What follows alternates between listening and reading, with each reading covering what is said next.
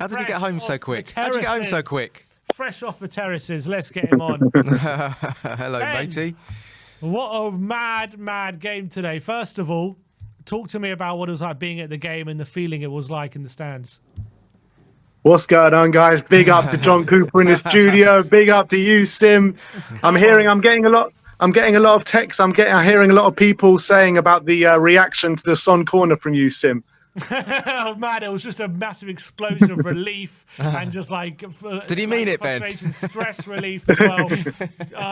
Sonny's quoted, by the way, saying it was his first goal he scored direct from a corner since elementary school. He said. Oh right, okay, yeah. So there you go. Man, yeah, I kind of lost it a bit when we scored that corner because I really thought we weren't going to hang on. But what was it like in the stands? Was there a feeling like we weren't going to get through this? You know, as I walked into the stadium, you could sense the atmosphere straight away. Fans were singing. You could hear it just walking up to the stadium, the atmosphere coming out and the atmosphere that stadium was generating. And once you got in, it was literally like a cauldron from the start.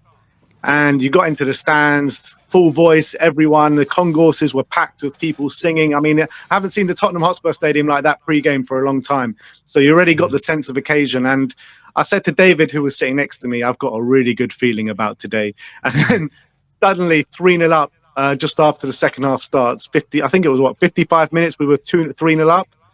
Only Tottenham can manage a game like that. Yeah. Only Tottenham can manage a game like that. Yeah. And when it got back to 2-2 with those Fraser Forster fuck-ups, I mean, nobody in that stadium I thought we were going to hang on to that. I don't think anybody thought we were going to hang on to that. I don't know how we did, to be honest. I really don't. But Sonny pulled us out. I know. He pulled a rabbit out of the hat, didn't he? That was shades of what year was that with the Man City game? Weren't we 3-0 up and they were down to 10 men? Was it 2004? Do you remember that? Yeah, against the FA Cup. It looked like it was going to be classic. It looked like it was going to be one of those classic Tottenham embarrassing Spursy moments where we've given up a 3-goal lead. But to be fair, credit to the team because after those screw-ups from Forster, we did kind of sharp shop for a bit, didn't we? And I thought we defended quite well. Shut up shop. Does that exist with Spurs? Yeah, maybe not sharp shop's a good word, but I thought we did contain United to long shots at that point. I thought for the majority of the game we contained United. I don't think they really hurt us too much. It was literally just our own doing.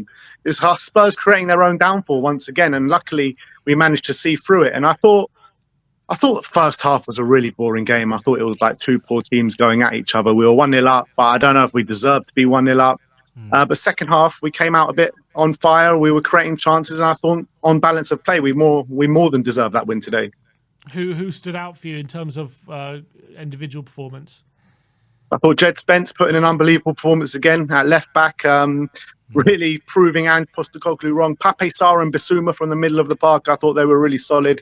Particularly Bissouma was making so many important blocks and interceptions and challenges to stop Man United springing on us. But look, you can't look past Dom Solanke and Son Heung-min for what they did today. Solanke had some sort of different energy about him today, something that we haven't seen over the past couple of weeks.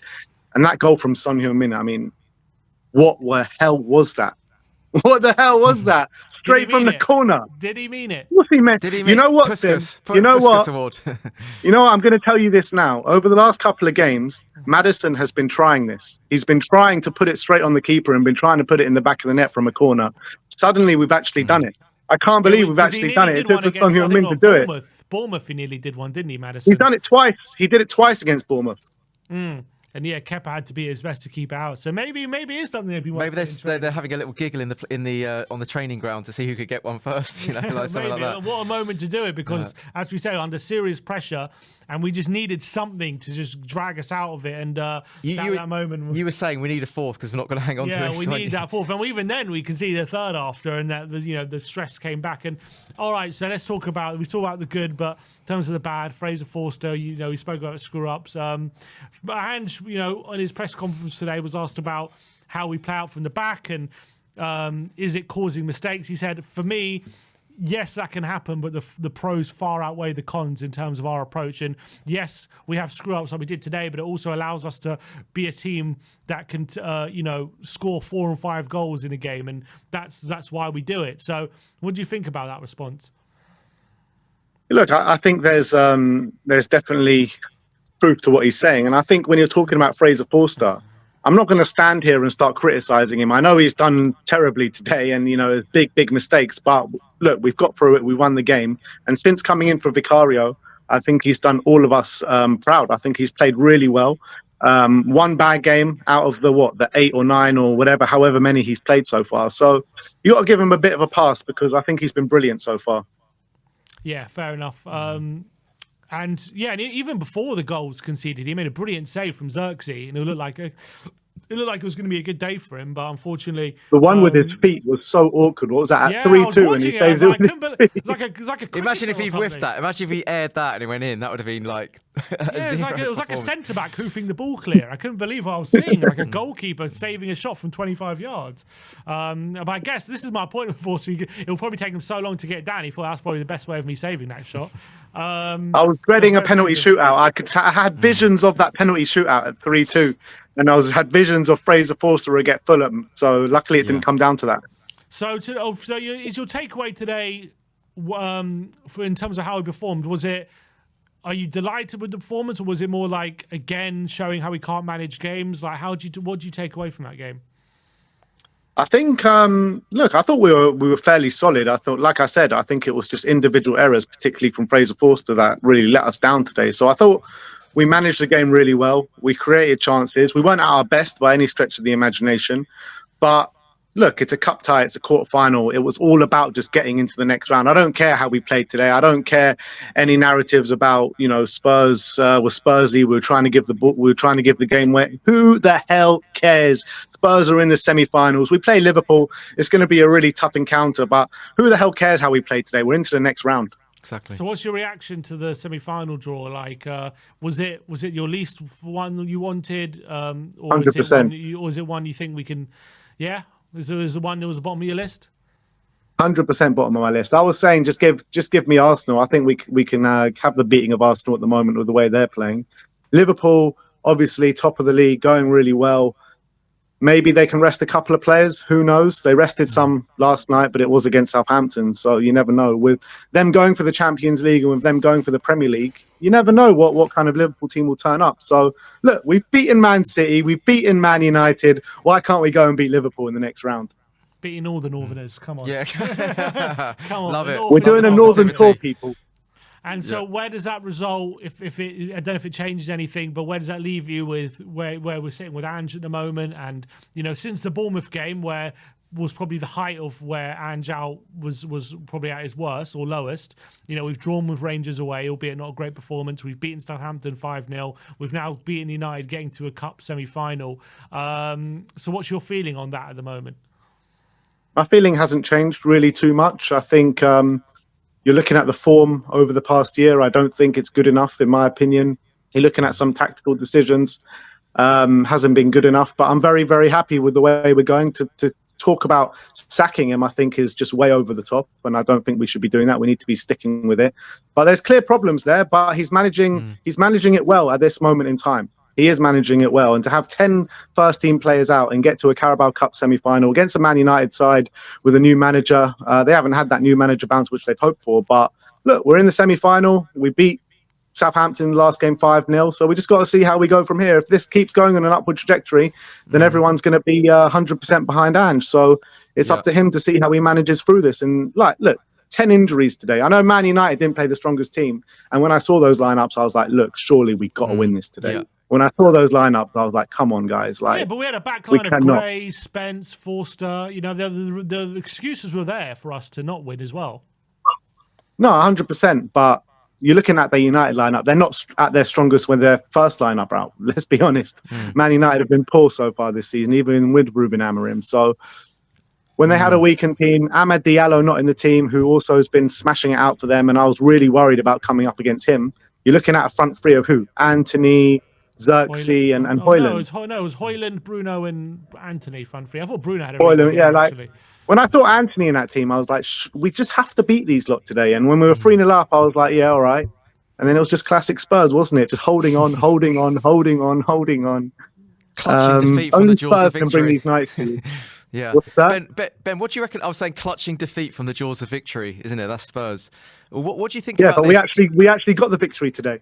I know, but it's like Tried our it's best looking not that way, to. though, wasn't We it? Like tried that's our Spurs, best. though, isn't it? It was like Spursy classic. fighting That with should each be other. Like, that should be no, our we new need to chuck motto it. instead We're of all Tottenham, we des have for to chuck fair. it away, and we just fought against it. Ben, what do you think of this? That the idea that because we're not fighting for fourth, really, like realistically at the moment, anyway, do you think that might, in a kind of weird, bizarre way, actually help us in the cups? And that's probably what we really need at the moment, just have a good, put all our eggs into the cup competitions. Because I was just saying to Sim that if you think about our league position in the cups that we have won, the FA Cup 91, 99, 2008, we're actually languishing in, I think, mid-table for all of those seasons. Do you think in a kind of weird, paradoxical way, this might actually help us? I don't think so, because I think when you're looking at Ange Postecoglou, when you're looking at the players, I think they'll back their own ability to get that top four spot, even though we are quite far away at the moment. I mean, it's not insurmountable. You're looking at, the form of anyone in the league right now. Everyone has got a chance to get it. Anyone that goes on a run, I think, puts themselves in a really good opportunity to go and get that top four this year. You look at Forest are fourth at the moment, and I don't think Forest are going to finish fourth. You've got Man City falling off a cliff. You've got everyone else just up and down, up and down, up and down. So I think they'll back themselves to do it, and I think I don't think it has any bearing on it, to be honest. I really don't. I think when you're looking at those seasons with One Day Ramos and with George Graham, we had no chance in hell to get top four or anything like that. We were a mid-table team at best. I do think you're looking at the team now and the squad of players that we have. I don't think we're the fourth best team in terms of squad in the league, but with Man City dropping off and a few teams just up and down, there's an opportunity for us, I think. Where's your hunger at, though? Do you think would you rather see us finish top four or win a trophy or win a League Cup? Would you say if you had to pick? I mean, at this moment in time, I'd probably say I'd rather us win the trophy. But if that's a detriment to the league and we're going to finish like below mid-table and below seventh, I don't think that's a good season. Like, you can't tell me a good season is finishing 7th, 8th, 9th, 10th or 11th and winning a Carabao Cup. I don't think that's a good season. I would take it, though. Look, we would take it because we're so starved of it. We can take it because we're so starved of it. But when you're looking at the bigger picture, it's not actually a good season. Not a good season, but... Ange said in his press conference, we're in a semi-final of a cup competition, which is progress, because we didn't get to one It is last progress. season. It is progress, because we got knocked out in the second round last year, or third round. Yeah, but we're 10th. Yeah, but that can change. Yeah, but it's very tight. Yeah, I guess so. I was just saying, like, it's volatile, our results. So if we go on a little run, it'll be straight back up there again. The feel-good factor will come back, won't it? But then if we got a few the problem results is we got Liverpool this weekend. Yeah, that's it. Yeah. Luckily, he's got some sort of credit from the last two games, hasn't he? He sort of he stacked some credit in the last two games for that, just before that Liverpool I think they're game. sticking with it. I think they're sticking with it regardless, even if we go on a few bad runs now. I said after the Luton game, and I stuck by it, and saying that he's going to be gone by Christmas. But yeah, you've changed your mind on that as well. Luton game is when I first said it. I thought you said the He's going Ipswich to be game. Last year. Huh? Luton? We haven't played Luton this year. They're not in the league. Sorry, Ipswich. Yeah. Ipswich. I said it first after the Ipswich game. Gone by Christmas, but I think the board are going to stick with it. And with the last two results, it looks like they could be right, but let's see what happens. Ariane said, I asked Ariane, do you think we're through the worst of it now in terms of this season, in terms of how bad it got? He said he thinks so, but what do you reckon? I bloody well hope so, mate, because I can't take another run like that we've just had, losing to the teams that we've lost to. We need to get our players back. Once we get our players back, if we can pull these kind of results with this many injuries, then it should be just an upward trajectory once we get our players back. All right. What's your target for Ange this season for him to keep his job? Would you say, like, bare minimum league position? I want to go as hard as we can get to Europa League, because I think when you're looking at the teams in it, there's only about two or three teams that really worry me. So I want to go as far as possible as that. Semifinals, hopefully minimum. Okay. Yeah. Win a trophy, hopefully, and fifth or above in the league. And I think that's a very good season. So he's got to win a trophy and finish fifth for you to say he's going to keep his job. Would you say? Not keep his job, but for me to say he's done a good job. Okay. But what about to keep his job? What's the bare minimum? I think it's a hard question, because I think it depends on the context of the season and if we've fallen apart and if we're losing a lot of games. Like, I think it all depends on the manner of how it goes down, basically. I think that's what it depends on. And I think if the players stop playing with him, for him, which they're not, because they are playing for him at the moment, you got to say that. If the players stop playing for him, then I think that's the moment where you got to say enough's enough. Jed and a doggy on Sunday? For sure. If a doggy's fit, for sure, because I think Porro, again today, weren't great. And Jed Spence is surprising Ange Postecoglou. So I think Porro needs deserved rest and a needed rest. And get Spence at right back, a doggy at left back. I completely agree. But I'm worried about the midfield, like, because Bissouma and Sarr put in a big effort tonight. I don't know are they going to be able to go again on the weekend and put in the same effort. Wonder if he puts Bergvall back in. Good question. Maybe he puts Brennan in and Decky back in the centre. I don't know, because Decky just has 3 lungs.